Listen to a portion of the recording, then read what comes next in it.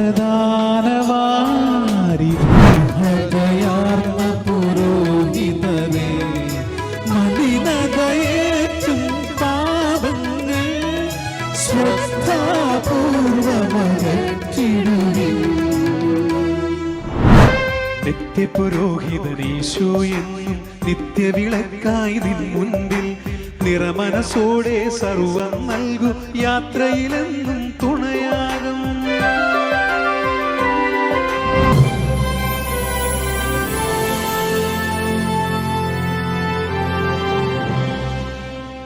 ഈശോ മിശിഹായ്ക്ക് സ്തുതിയായിരിക്കട്ടെ. ഞാൻ ഫാദർ ജിതിൻ വയലിങ്കൽ, തലശ്ശേരി അതിരൂപതയിലെ ഒരു വൈദികനാണ്. തിരുപ്പട്ട ശുശ്രൂഷകൾക്ക് പാടാൻ ഉള്ള അവസരം ദൈവം ഒരുപാട് നൽകി. ആ ഒരു വലിയ കൃപകളെ ഓർത്ത് നന്ദി പറയാനും, അതുപോലെ തിരുപ്പട്ട ശുശ്രൂഷകളിലെ ഗാനങ്ങളേക്ക് എങ്ങനെ കടന്നു വന്നതിനെക്കുറിച്ച് അല്പം കാര്യങ്ങൾ സംസാരിക്കുവാൻ ആഗ്രഹിക്കുകയാണ്. ഏകദേശമല്ല 170ഓളം പട്ടങ്ങൾക്ക് പാടുവാൻ സാധിച്ചു. അതിൻ്റെ കൃത്യം കണക്ക് ഞാൻ പറയുന്നത് എന്നാന്ന് ചോദിച്ചു കഴിഞ്ഞാൽ, 2009 ആണ് ഞാൻ തിരുപ്പട്ട ശുശ്രൂഷകൾക്ക് ആദ്യമായിട്ട് പാടിത്തുടങ്ങിയത്. അന്ന് എൻ്റെ സൂപ്പർ സീനിയേഴ്സായിരുന്ന ബാച്ചുകാരായിട്ടുള്ള ഡീക്കന്മാരെന്നോട് പറഞ്ഞു, ഞങ്ങൾക്ക് ഒരു പുതിയ വോയിസ് ആവശ്യമാണ്, അപ്പോൾ ഇത് നിനക്കുള്ളൊരു വലിയൊരു അവസരമാണ്, ഞങ്ങൾ തരുന്നൊരു അവസരമാണ്.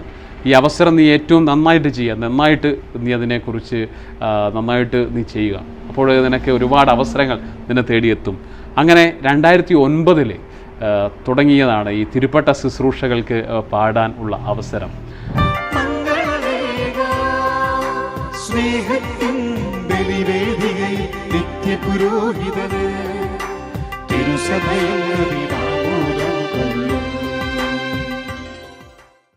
അപ്പോൾ ഈ അവസരത്തിൽ ദൈവത്തിന് നന്ദി പറയുകയാണ്. അന്ന് തൊട്ട് ഇന്ന് നിമിഷം വരെ, അടുത്ത വർഷത്തെ വരെ തിരുപ്പട്ടങ്ങൾക്ക് പാടുവാനുള്ള, അടുത്ത ഡിസംബറിലാണല്ലോ സാധാരണ ഇതിൽ രൂപത പട്ടങ്ങൾ ക്രമീകരിക്കപ്പെടുക.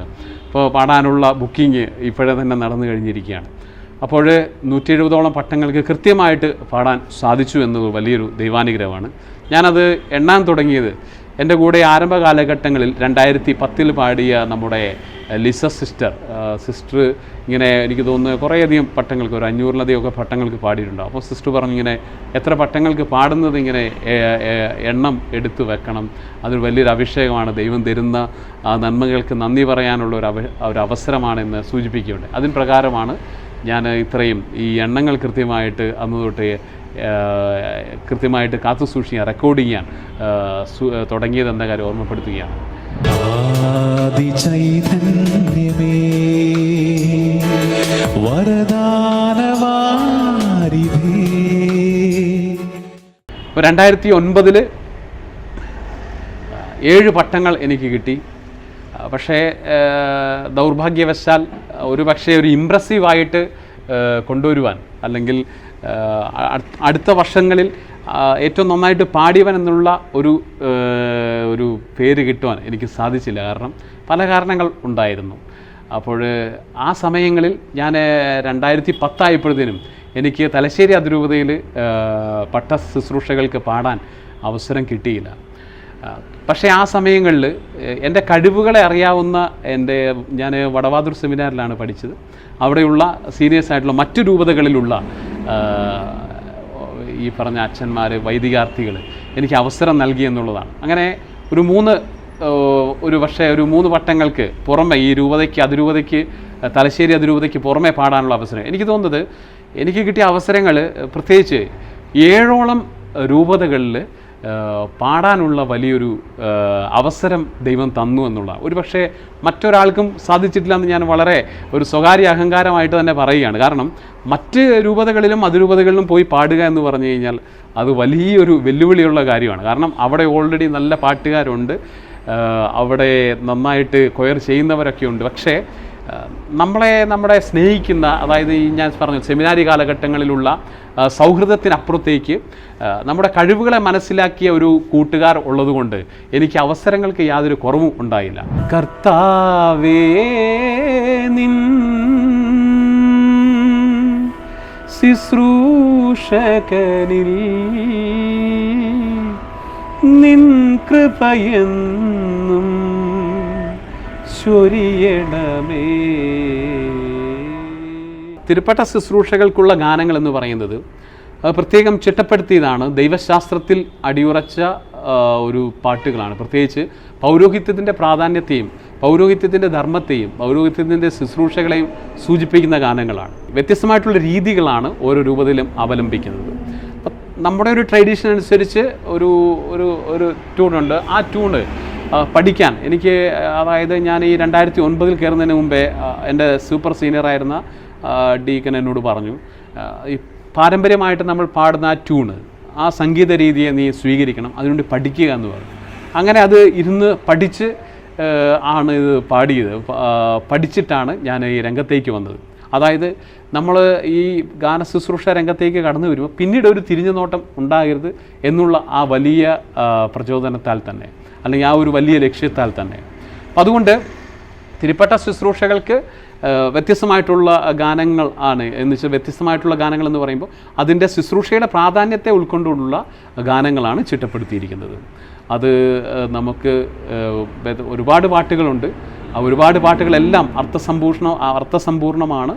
ആ ഗാനങ്ങളെല്ലാം ഒരുപക്ഷെ ഞാൻ ഓർക്കുകയാണ്, ഒരു രാവിലെ 7:30 ഒരു തിരുപ്പട്ട ശുശ്രൂഷയ്ക്ക് ഗാന ശുശ്രൂഷയ്ക്ക് ട്രയൽ റണ്ണിങ്ങിനായിട്ട് കയറിക്കഴിഞ്ഞാൽ പിന്നെ ഇറങ്ങുന്നത് 1:30-2 മണിക്കാണ്. അത്രയും സമയം നിന്ന് പാടുക എന്ന് പറയുന്നത് അതൊരു വലിയ എനിക്ക് തോന്നുന്നത് വലിയൊരു ശുശ്രൂഷയാണ്.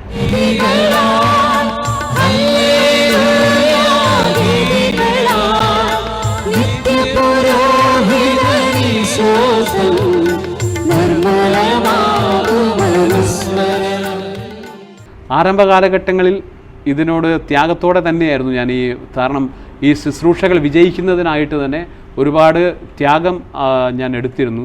കാരണം രാവിലെ നേരങ്ങളിൽ ഭക്ഷണം കഴിക്കാതെ ഞാൻ ഈ ഉച്ചവരെയും ഈ തിരുപ്പട്ട ശുശ്രൂഷയും മുഴുവനും പാടിക്കൊണ്ടിരുന്നു. പിന്നീട് കുറച്ചും കൂടെ സീനിയറൊക്കെ ആയപ്പോഴത്തേനും ആരോഗ്യപരമായിട്ട് ക്ഷീണം തട്ടാൻ തുടങ്ങി, അതുപോലെ അസിഡിറ്റി പോലുള്ള പ്രശ്നങ്ങൾ. പക്ഷേ എങ്കിൽ പോലും ദൈവത്തിൻ്റെ കൃപയിൽ ഇതുവരെയും അതിനെ സംബന്ധിച്ചൊരു ആരോഗ്യക്കുറവൊന്നും വേണ്ടില്ല. അപ്പോൾ ത്യാഗത്തോടെ പാടുമ്പോൾ വലിയൊരു അഭിഷേകമായിട്ട് തീരുകയാണ് ഈ ഗാനങ്ങളൊക്കെ.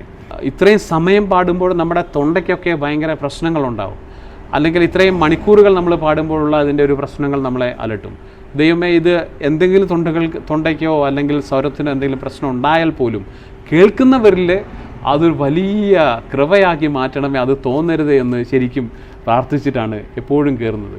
പലപ്പോഴും ഈ ഡിസംബർ മാസങ്ങളിൽ, അതായത് ഡിസംബർ 26 തൊട്ട് ഡിസംബർ ജനുവരി 5 വരെ ഉള്ള കാലഘട്ടങ്ങളിൽ, ആ കാലഘട്ടം എന്ന് പറയുന്നത് പലപ്പോഴും മഞ്ഞിൻ്റെയും തണുപ്പിൻ്റെയൊക്കെ കാലഘട്ടങ്ങൾ. നമ്മുടെ തൊണ്ടയ്ക്ക് വളരെ പെട്ടെന്ന് തന്നെ നമ്മുടെ തൊണ്ടയെ കീഴടക്കുന്ന കാലാവസ്ഥയാണ്. പക്ഷേ ആ കാലഘട്ടങ്ങളിലൊക്കെ ഈ ജില്ലകൾ മാറി യാത്ര ചെയ്യുമ്പോഴൊക്കെ ദൈവം ഒരുപാട് കാത്തു പരിപാലിച്ചിട്ടുണ്ട്. അപ്പോൾ അത് എനിക്ക് തോന്നുന്നത് ഇത് തന്നെയാണ്, ദൈവം നമ്മളെ കാത്തു പരിപാലിക്കുന്നതിൻ്റെ, അല്ലെങ്കിൽ ഈ തിരുപ്പട്ട ശുശ്രൂഷയിൽ ഗാനങ്ങൾ പാടുവാനായിട്ട് ദൈവം നമ്മളെ ഒരുക്കുന്നു. ഒപ്പം ദൈവത്തിനോടുള്ള നമ്മുടെ പ്രാർത്ഥനയുമാണ് അതിൻ്റെ പ്രാധാന്യമെന്ന് ഞാൻ മനസ്സിലാക്കുന്നു. നിത്യപുരോഹിതാ യേശുവേ, നിൻ വാസന്തം ഹൃദയത്തിലേകൂ, നിൻ തിരുബലിയിൽ ശുശ്രൂഷകനായി എന്നെ നീ മെനഞ്ഞെടുത്തു. അത് ഈ അടുത്ത വർഷങ്ങളിലാണ് ഈ കുറച്ചും കൂടെ യുവജനതകൾക്ക് വേണ്ടി, അല്ലെങ്കിൽ ഈ കാലഘട്ടത്തിനനുസരിച്ച് ഞാൻ കുറച്ച് അടിപൊളി പാട്ടുകൾ പാടാൻ തുടങ്ങിയത്. ഒരു 2-3 വർഷമായതുള്ളൂ. കോമഡി ഉത്സവത്തിൽ പോയതിന് ശേഷം ഉള്ള ഒരു സംഗീത, ചില കോമഡി ഉത്സവത്തിന് ശേഷമുള്ള ഒരു പ്രവൃത്തിയാണ്. ചങ്കാണ് എൻ്റെ ചങ്കാണെൻ്റെ യേശു, ചങ്കിലെ ചോര തന്ന് എന്നെ വീണ്ടെടുത്തെൻ്റെ യേശു. യോ തീയണയ്ക്കാ എൻ്റെ നെഞ്ചിലെ തീയണയ്ക്കാ, ഓ നെഞ്ചു തുറന്നു തന്ന് എന്നെ വീണ്ടെടുത്തെൻ്റെ യേശു. യോ ചങ്കാണ് ചങ്കാണെൻ്റെ യേശു, ചങ്കിലെ ചോര തന്ന് എന്നെ സ്നേഹിച്ചവനേശു. യോ തീയണയ്ക്കാ എൻ്റെ നെഞ്ചിലെ തീയണയ്ക്കാ, നെഞ്ചു തുറന്നു തന്ന് എന്നെ വീണ്ടെടുത്തെൻ്റെ യേശു. ചങ്കാണ് ചങ്കാണ് യോ ചങ്കാണ്, ഓ ഓ ചങ്കാണ് എൻ്റെ യേശു, യാ ചങ്കാണ്, ചങ്കാണ്, ഓയ് ചങ്കാണ് എൻ്റെ ചങ്കാണ് എൻ്റെ യേശു. പക്ഷെ ഇപ്പോഴേ കുറച്ചും കൂടെ ഈ ചാനലിലൊക്കെ വന്നതിന് ശേഷം കുറച്ചും കൂടെ നമുക്ക് തിരുപ്പട്ട ശുശ്രൂഷകളെക്കാളും അങ്ങനെ ഒരു സാധ്യതകളെ ഞാൻ കുറച്ച് കാണുന്നില്ല. കാരണം അത് രണ്ടും രണ്ട് രീതിയിലാണ്. കാരണം ഒന്ന് ജനങ്ങൾക്കൊരു എൻ്റർടൈൻമെൻ്റ് ഉള്ള രീതിയിൽ നമ്മൾ ചെയ്യുമ്പോൾ, മറ്റൊന്ന് അഭിഷേകത്തിൻ്റെ ഒരു രീതിയിലുള്ള ഗാനങ്ങളാണ്. അപ്പോൾ അത് രണ്ടും നമുക്ക് കോർത്തിണക്കാൻ പറ്റത്തില്ല. പക്ഷേ നമ്മളത് രണ്ടും ശ്രദ്ധിച്ച് ചെയ്യേണ്ട മേഖലകൾ തന്നെയാണെന്നുള്ളതാണ് ഇന്നത്തെ കാര്യം. അപ്പോൾ യൂത്തിൻ്റെ ഒരു പ്രോഗ്രാമിന് ഏറ്റവും ശ്രേഷ്ഠമായിട്ടുള്ള ഒരു കാര്യമെന്ന് പറയുന്നത് യുവജനങ്ങൾക്ക് ഇപ്പോൾ റോക്ക് മ്യൂസിക് അല്ലെങ്കിൽ പോപ്പ് മ്യൂസിക് അതിനോട് സംബന്ധമായിട്ടുള്ള ഗാനങ്ങളാണ് അവർക്ക് ഇഷ്ടം. അപ്പോൾ ആ ഇഷ്ടങ്ങൾക്കനുസരിച്ച് നമ്മൾ ഗാനങ്ങൾ ചെയ്തെങ്കിൽ മാത്രമേ അവർ നമ്മളോടൊപ്പം നിൽക്കുകയുള്ളൂ.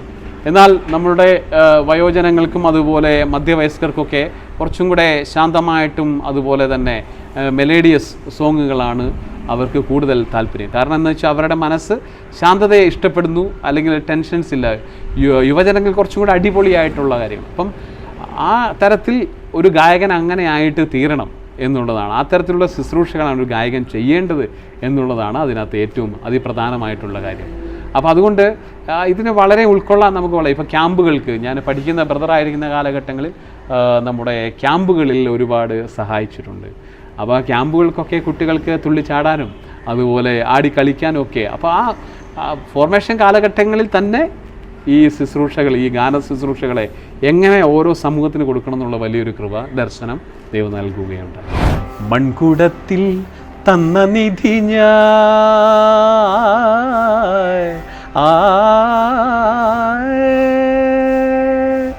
മൺകുടത്തിൽ തന്ന നിധി ഞാൻ മമ ജീവകാലമെല്ലാം കാക്കും, ഇടറുമൻ ജീവിത വീതിയിലൻ പാദം ഇടറുന്ന നേരം നീ താങ്ങൂ.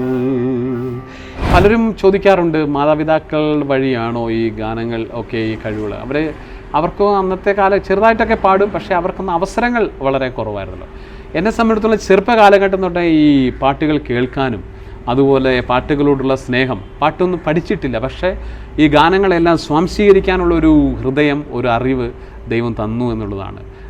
ഒന്നും പഠിച്ചിട്ടില്ലെങ്കിൽ തന്നെയും ഈശോയെ പറയുന്നു, ഇവനൊന്നും പഠിച്ചിട്ടില്ലാതിരിക്കും, ഇവനെല്ലാം അറിയാമല്ലോ എന്നുള്ള വചനം, അതൊരു വലിയ കാര്യം തന്നെയാണ്. അത് ശരിക്കും ജീവിതത്തിൽ ഒരു അത്ഭുതമായിട്ടുള്ളൊരു സാക്ഷ്യമാണ്.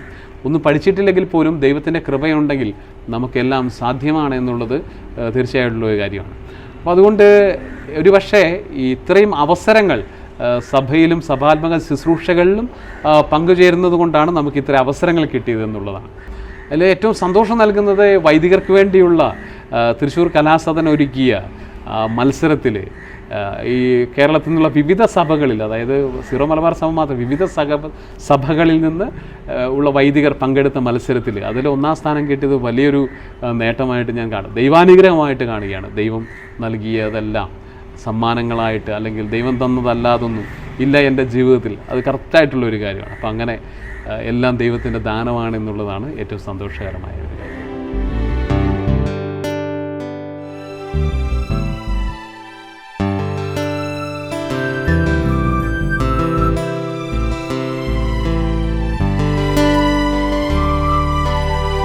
ഒരു 50ഓളം പാട്ടുകളും ചിട്ടപ്പെടുത്തിയിട്ടുണ്ട്, കമ്പോസ് ചെയ്തിട്ടുണ്ട്.